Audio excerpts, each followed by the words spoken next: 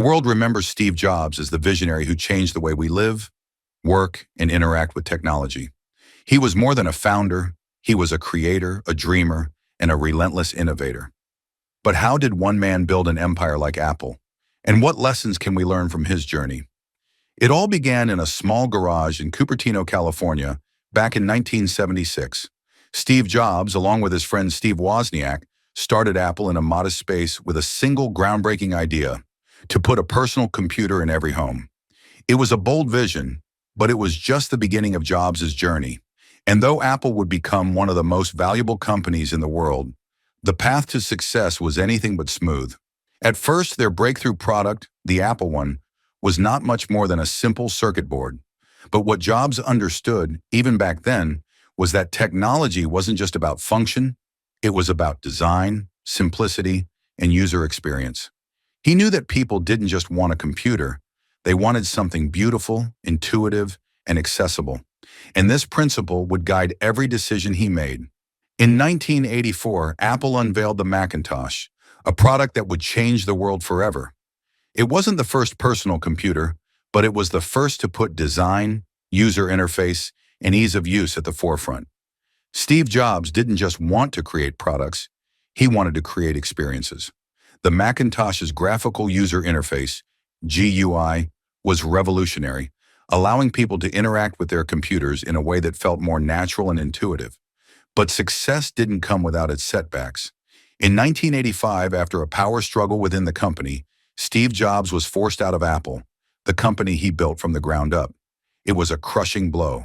But instead of succumbing to failure, Jobs used it as fuel for the next chapter of his life. Jobs didn't just sit back, he founded Next, a computer company aimed at the higher education market, and bought a small animation studio called Pixar. At Pixar, he turned a struggling company into a global powerhouse, creating groundbreaking films like Toy Story, the first feature-length computer-animated film. During this time, Jobs learned more about leadership, resilience, and the power of creativity. In 1996, Apple was in trouble. The company was struggling with declining sales, poor product designs, and a lack of innovation.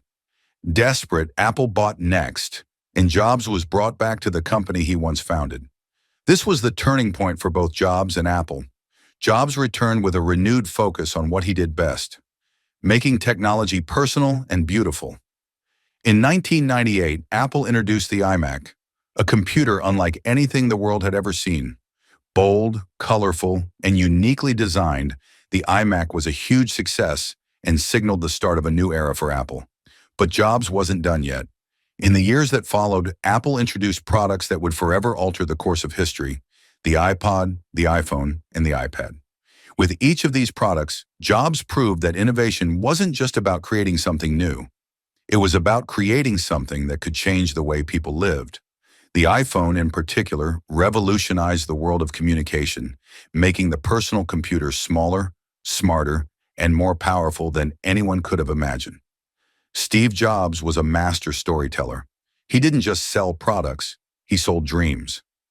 At each Apple keynote, Jobs would introduce products with the famous "one more thing" moment, turning product launches into global events. And through his passion and charisma, he made people believe that Apple products weren't just tools, they were gateways to a better future. But the lessons from Steve Jobs aren't just about creating great products. They're about the mindset, the values, and the leadership principles that guided him every step of the way.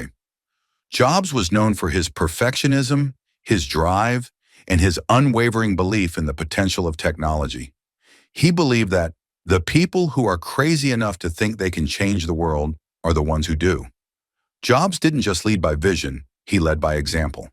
He was known for demanding excellence from his team, challenging them to do things that had never been done before. He believed in the power of collaboration and that the best results came when people with diverse talents came together to solve problems. But Jobs also believed in simplicity. He famously said, "Simple can be harder than complex. You have to work hard to get your thinking clean to make it simple." One of Jobs' most famous moments came in 2005 when he delivered the commencement address at Stanford University.